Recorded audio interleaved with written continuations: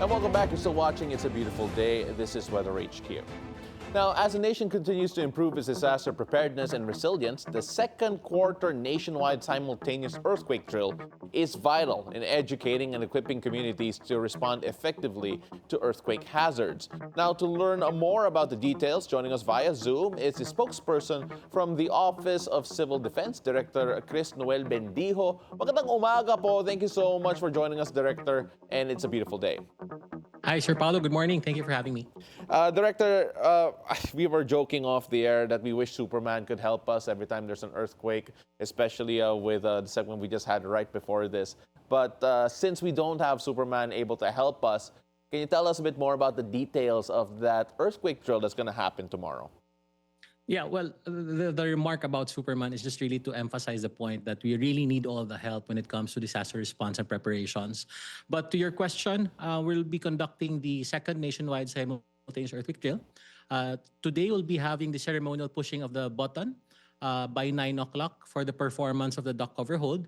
This will be held in Dipolog. The primary event will be held in Dipolog, but of course, we're inviting the public to participate in this nationwide simultaneous earthquake drill. This will be an opportunity for us to assess by ourselves, our companies, our homes, as to what other matters we need to prepare for, what other things we need to do to prepare for earthquakes. So we'll be having this activity today, and hopefully we're inviting everybody to participate in this activity. When we talk about the earthquake drills, even in the past, the primary objective has normally gone around educating the public or reminding the public of whatever protocol that needs to be taken, especially in the workplaces or even the schools. Are there any different primary objectives that we may have missed in the lead up to this second quarter nationwide simultaneous earthquake drill? Well, in this simultaneous earthquake drill for the second quarter, we're testing the capabilities, especially in this region. So we have two additional functions and scenarios that we want to try to test the capabilities of. Our heli bucket operations pertaining to fires in the upper regions. And of course, our hazard materials response. No? We have to be able to test our equipment, whether or not our personnel are familiar with its usage.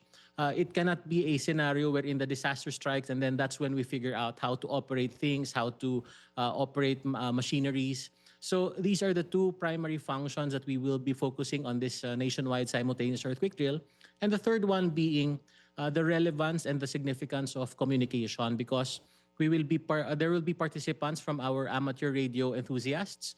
So the establishment of that line of communication, may it be cellular, satellite, or radio, that linkage with the main office here in Camp Aguinaldo. We'll be establishing that because that's your ABCs to disaster response, your access, your basic necessities, and of course, your communication. And the sooner you can establish that link, the sooner the national government can respond and augment possible needs of the local. Director, I want to emphasize the fact that this is nationwide because at least a lot of people over in the NCR region, they always think about the quote-unquote big one. But the fact that we're doing this nationwide, why do you think that is important, especially when it comes to getting participation for areas outside of the metro? Well, for one, we really can't predict where the earthquake will strike, what's the magnitude going to be. So this exercise develops muscle memory. It creates an experience for you from which you can gather your information so that when the disaster strikes, you'd have an idea as to what to do. Because what we're trying to avoid here is that when panic sets in, you are paralyzed because you do not know what to do, or that is the only time that you try to gather information as to what would be the proper response. So by conducting these nationwide simultaneous earthquake drills, we are trying to establish muscle memory. And I think a few weeks back when we had earthquake, I'm happy to observe, we were at the House of Representatives then, we were happy to observe that everybody knew what to do. The personnel knew how to duck overhold. The security were able to guide the people safely to the exits.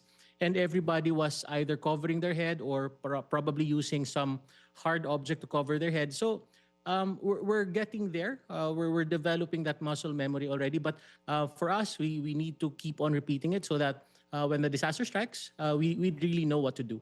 Yeah, but the muscle memory, the repetition, we have had many many instances of these national drills in the past. Of course, can we further emphasize the role here of the local government units, the schools, and even the private partners in making sure that these drills are successful? Because for some, I understand, not mandatory, but then highly encouraged for this to happen. Well, definitely. Any high populated area would be, it would be very much suggested for them to participate in this drill. Your hospitals, your schools, of course, school has already started. No? So our students should have an idea as to what would be the proper response to earthquakes. Our personnel should have an idea as to what their action plans are. Again, we cannot have a scenario wherein the disaster strikes, and that's when we try to study to gather information as to what to do. Now, the local government, the dynamic there, Paolo, is that they're really the first responders. Yep. No? The national government will really have a hard time monitoring real time what's happening on the ground. That's why when we said the ABCs of disaster response would be communication, would be C, the ability of the local government to communicate what their needs are on the ground to the national government, the sooner that is done, the sooner the national government can mobilize and perhaps augment the services being provided by the local government. So the LGUs really are the first responders when it comes to disaster response. Director, I want to ask about the metrics for success in terms of this drill. How will you be able to say that this nationwide drill has been a success in terms of disaster preparedness?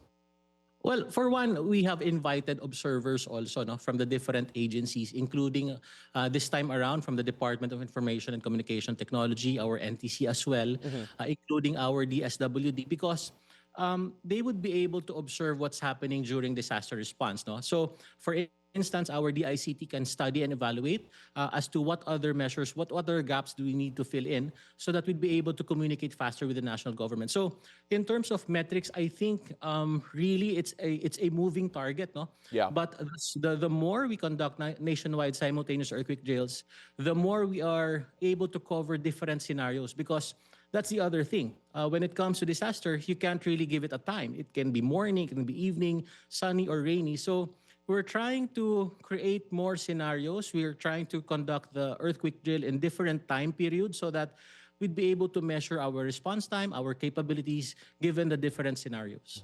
Director, when we talk about how many times we've done drills like this, not just in certain regions, I know you're moving the main event from location to location. Can you tell us a bit more about the new challenges every time there is a drill, and how that actually equips your department in particular to deal with potential scenarios that siguro in the past drills you were not able to anticipate? Well, Paolo, for starters, no, the attitude before was really to rely on the government solely. So whenever we conducted drills, it was just really the private sector looking at the government as if waiting for instructions on what to do. But we're very happy that of recent, we've had this more participation from the private sector. We've had different accreditations, volunteers from your ride-hailing apps. Of course, our Red Cross is still there. This time around, we have a group of amateur radio enthusiasts. The realization and the motivation to be part of disaster response is developing. No? So we're very happy as to that aspect, because now we can really rely also on the private sector. We've always had this perspective that when it comes to this magnitude of disaster, the line between government and the private sector becomes blurred. So we're happy that there is this development of this attitude towards being active members of the disaster response world. No? So that's one. The second would be, in terms of perhaps it's just really a matter of mindset. Whenever we conduct drills, we still have those few individuals who would take selfies, make memes out of it, without really realizing the significance of the drill. So really, it's we're still banking on our communications, so that we can really emphasize that this is something that we need to take seriously.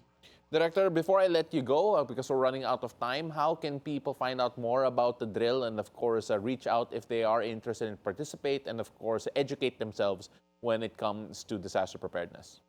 Yes, you can visit the website of the Office of Civil Defense. The announcements as to our nationwide simultaneous earthquake drills are there.